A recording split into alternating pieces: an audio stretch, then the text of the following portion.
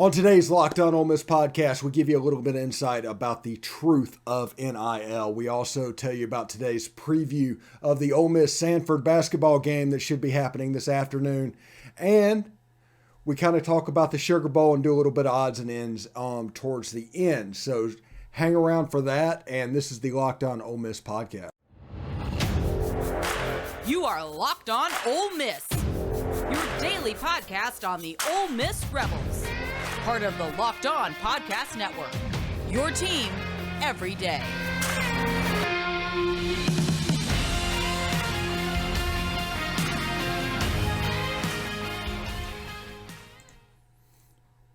All right, welcome to the Locked On Ole Miss podcast. I'm your host, Stephen Willis. Thanks for joining us today. Today we're going to talk a little bit about the truth about NIL.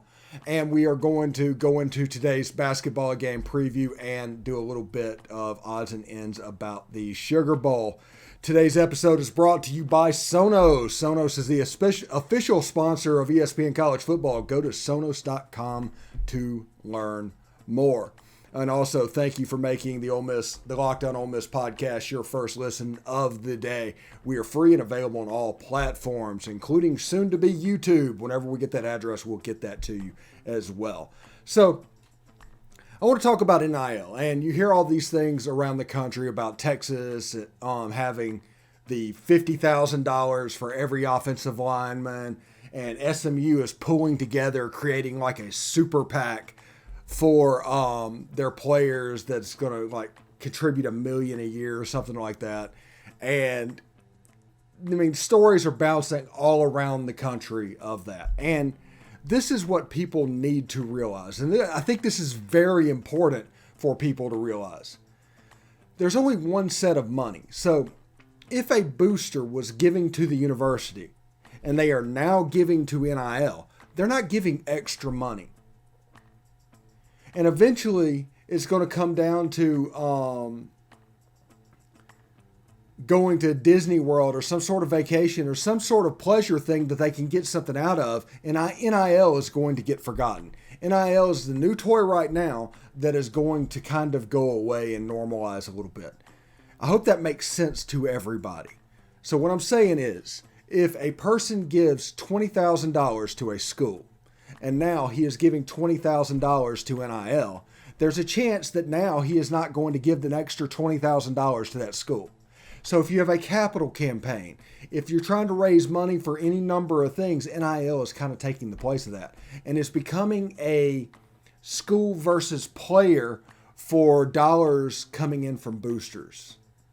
That is what is being set up with NIL right now. Now, it could all be fine. Everything's going to normalize. Everything's going to work out. What I think is going to happen is $10,000 of that $20,000 donation goes to the school. $10,000 goes to NIL. But it's not going to be what we're seeing right now. Right now, everything is new. It's like cutting on the fire hose and just water just pouring out. And you can't really, make anything of it. Because it's, there's so much so quickly coming at you. But the reality is NIL is going to normalize. It's going to be a symbiotic relationship with the school, which means whenever NIL and booster dollars are coming from the same place, they're going to find a way to make them mesh. Now, like I said, it might be a $10,000 donation to the school, $10,000 for NIL.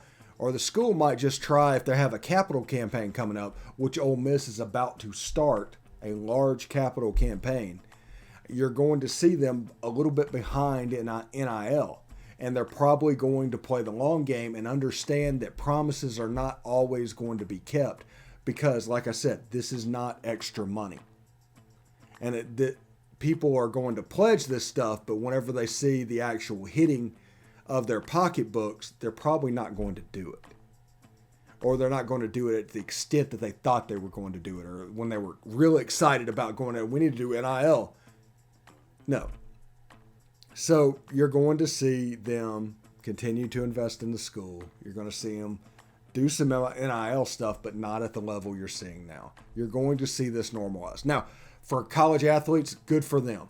It is always good to get the dividends, basically, of something new like this when everybody is early adapting, trying to figure out what's going on, the Texas offensive lineman, you get to make some money.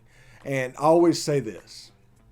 If NIL was around in 2014, Bo Wallace would have been rich. He would have made money.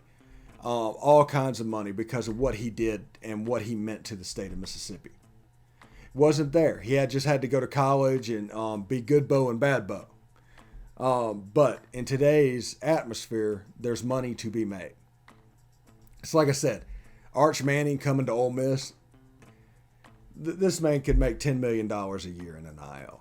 Because until you understand what a Manning means inside the state of Mississippi, you just don't know.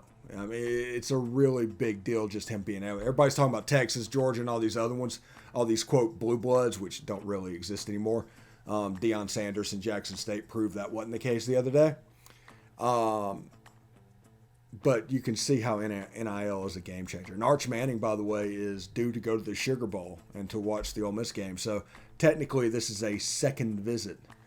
But it just so happens Ole Miss is playing in his hometown, and there's a lot of ties between the Mannings and Ole Miss. Everybody knows that. So I am really excited about what's going on with NIL. I don't care what's going on at Ole Miss right now. I don't care what's going on at any school right now. Because like I said, this needs to normalize.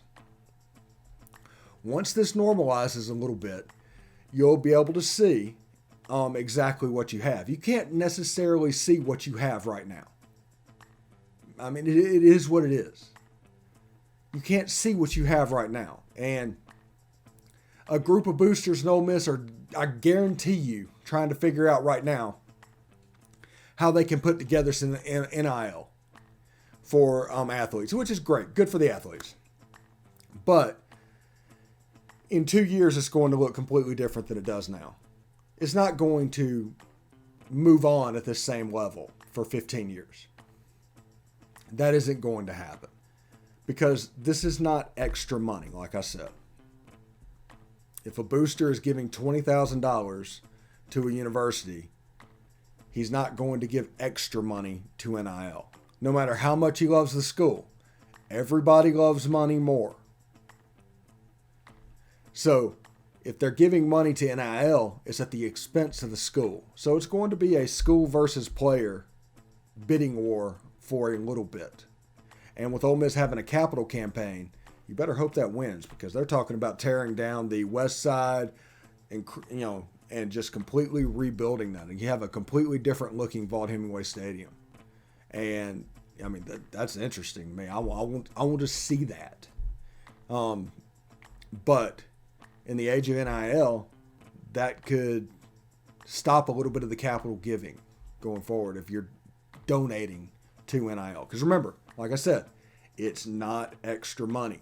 People think other people's money is completely unlimited. If you give $20,000 to the school, you can give another $20,000 to NIL.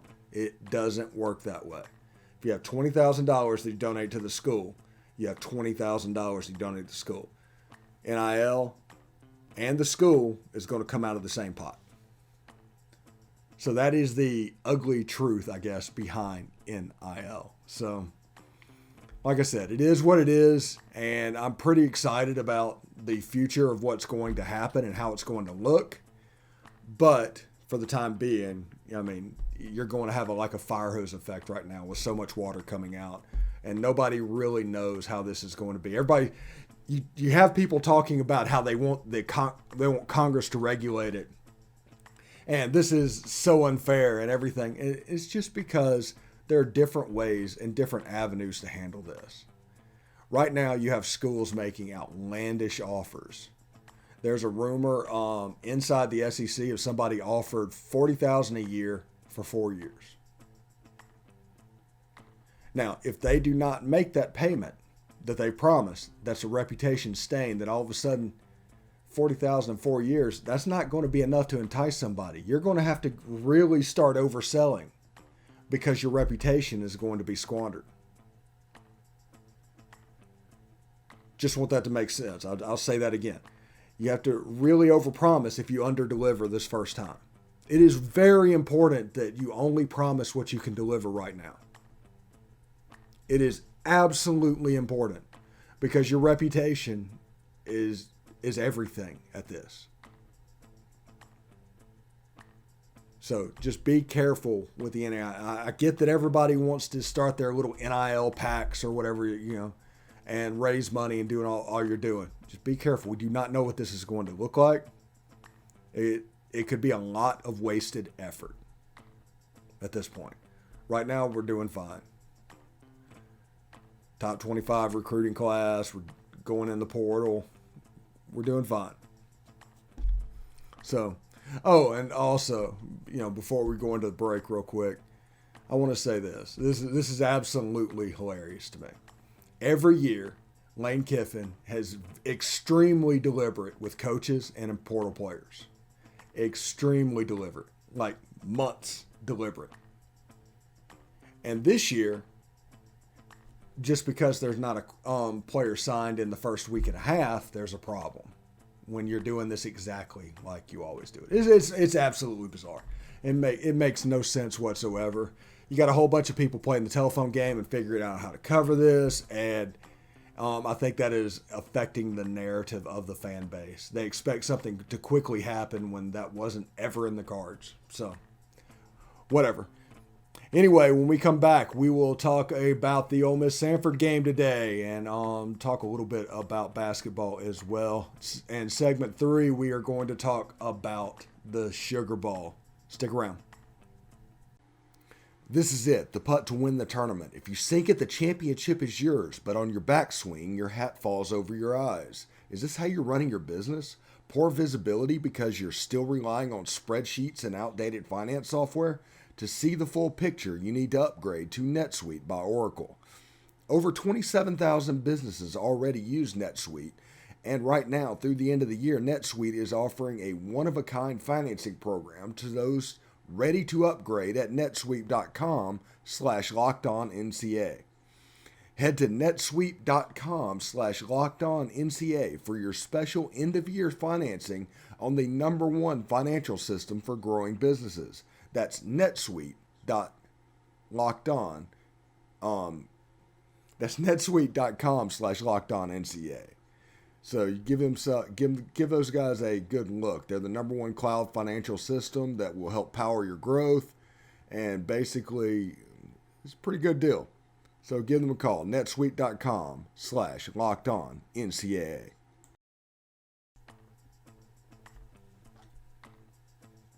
All right, welcome back. Thanks again for making Locked On Ole Miss your first listen every day. Make sure to check out the Ultimate College Football Preview in 2021. They have local experts, betting advice, and draft analysis. The most comprehensive college football playoff preview begins this Friday. So definitely tune in for that. I took part of that with Josh Neighbors. You heard the interview yesterday. I put it on this show. Ole Miss versus Stanford today at 4 o'clock Eastern, 3 o'clock Central. Sanford is a 9-2 team. They're only 2-1 away. It's the game in Oxford. They're averaging 76 points a game, 72 against. Giving up or shooting 43%. They're rebounding. Their numbers are really similar to Ole Miss. But it'll be interesting to see what Ole Miss can do. This will be basically part 3 of what they can do with Deshaun Ruffin coming back.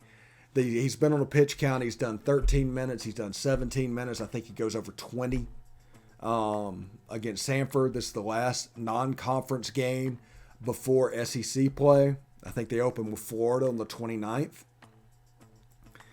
So their best player is a guard, Glover, averaging 19 points a game. Good shooter, shooting nearly 90% from the line. Their best rebounder is Marshall, getting a 9.2, and Glover's also the assist guy. So he's obviously a really good player. Ole Miss's leading scorer is Jarkel Joyner. He's averaging 14.5 a game.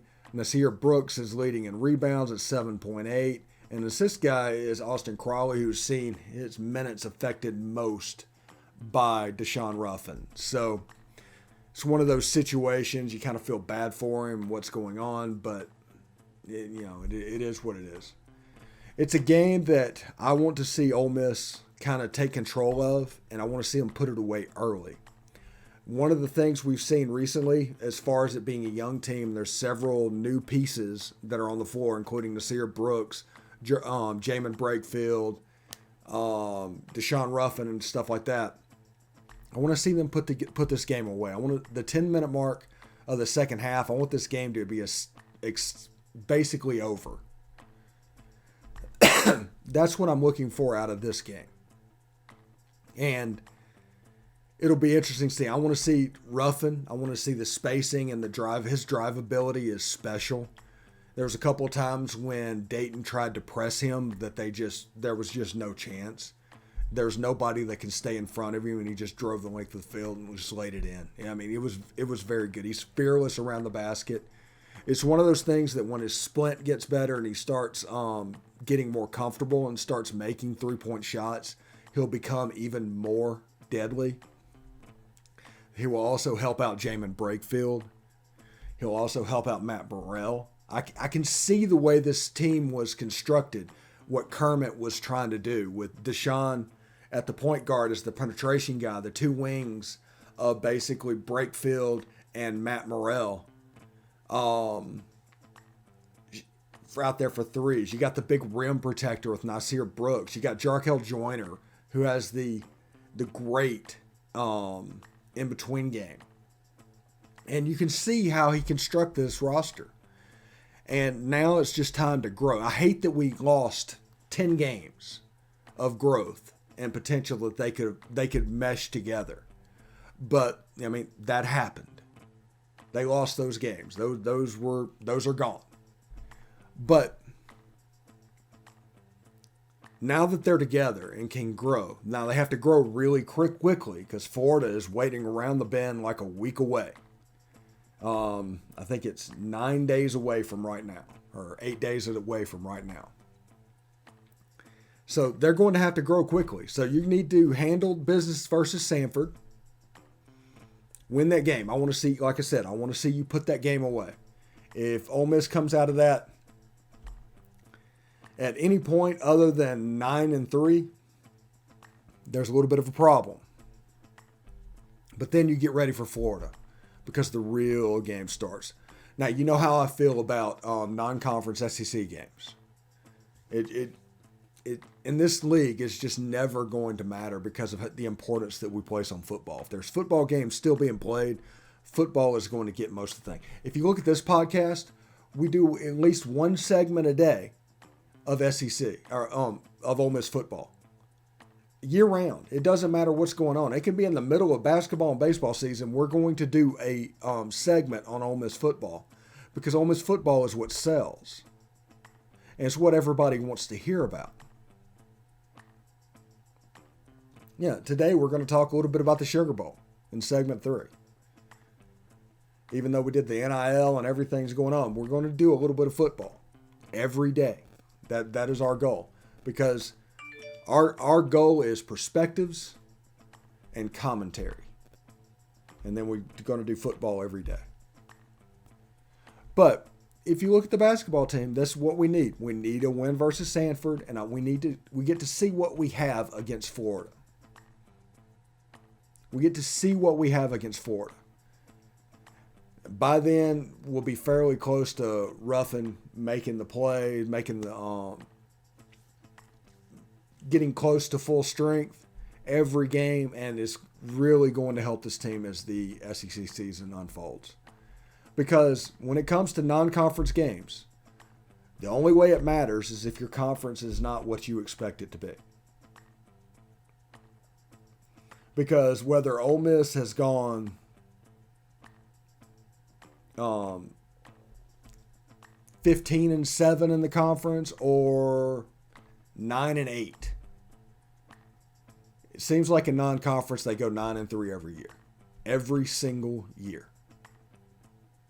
Now, who those wins are against and who you get to play, they start mattering if you are that 9-7 in conference.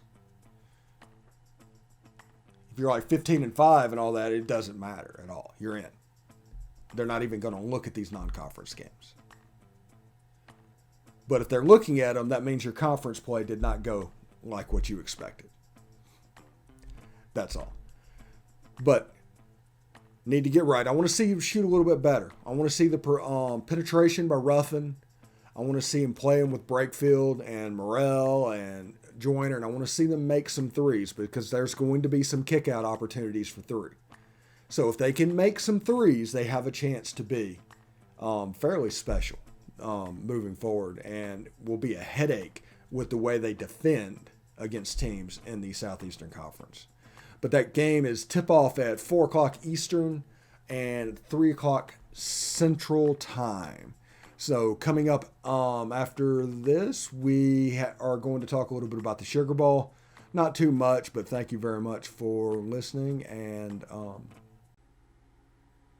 bowl season is here, Ole Miss fans. Basically, you can set up entry and handle daily fantasy through PrizePicks. Use promo code LOCKEDON for your entry. PrizePicks is the leader in college sports daily fantasy. It offers more college football and basketball props than anyone in the world, and offers the all-star players of the Power 5 as well as the mid-major players you might not have even heard of.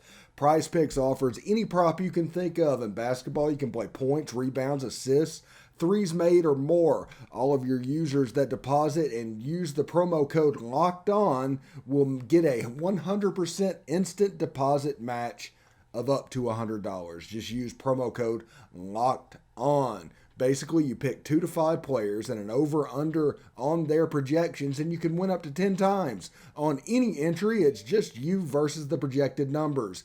PrizePicks allows multiple sports. You can take the over on Mahomes and the under on LeBron James. Use the award-winning app for the App Store and Google Play. Entries can be made in 60 seconds or less. It's that easy. So PrizePicks offers safe and fast withdrawals. That's PrizePicks. Promo code Locked On for your entry today. All right, welcome back. Again, thanks for making Locked On Ole Miss Podcast your first listen every day. We're free and available on all platforms. We got the Sugar Bowl coming up in under 2 weeks, Ole Miss versus Baylor. And one of the situations that I'm looking forward to is how Ole Miss can deal with the Baylor running game. We've heard me say in the preview, you've heard me say before this, that Baylor reminds me of a 2014 LSU, that range. And that is because LSU's offensive coordinator from about that time, or offensive line coach from that time, is now Baylor's offensive coordinator. Dave Aranda, who was the defensive coordinator at that time, is now the head coach at Baylor. So they are building this team in the image of those mid-2012, 2013 image. They're going to do it with defense. They're going to do it with running the football. And occasionally they're going to throw the ball, but not much. They're going to throw the ball 17 to 25 times a game. And they have an extremely physical running back. Now, the last time we saw something like this as Ole Miss fans was the Texas A&M game. Everybody thought Texas A&M was going to come in and mash Ole Miss. They were just going to run the ball downhill. We saw the murder ball against Alabama. We saw the murder ball against Arkansas. We were genuinely concerned. And then Texas A&M came to town, and they just couldn't run the ball. So Ole Miss was able to stop it. I think that the 3-2-6 is going to be more of a 3-3-5, just between you and me. I think you're going to see some Ashanti Seastrunk out there playing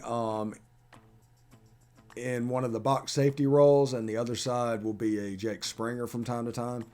They'll change personnel groupings with that. Sometimes you'll have Tysheem Johnson and Jake Springer. But I think they're going to try to stop the run using creative means. Now, I need to go back and watch the Baylor versus Iowa State game. I want to see what happened in that game because that'll tell you a little bit of how our defense will match up against the Baylor Bears. But I'm curious, really genuinely curious of what we're going to see in that game. But I imagine Baylor is going to come forth and try to really mash. And in doing so, like I said, it is what it is. But tomorrow's show, expect us to record after the Ole Miss Sanford game. We'll have a little bit of reaction from that game, potentially. And, of course, we'll continue to talk Sugar Bowl as is tradition. Sugar Bowl or transfer portal. I might decide I want to talk transfer portal as well. So, thanks, everybody, for listening. Hope everybody had a good time, and we will see you tomorrow. Hotty toddy.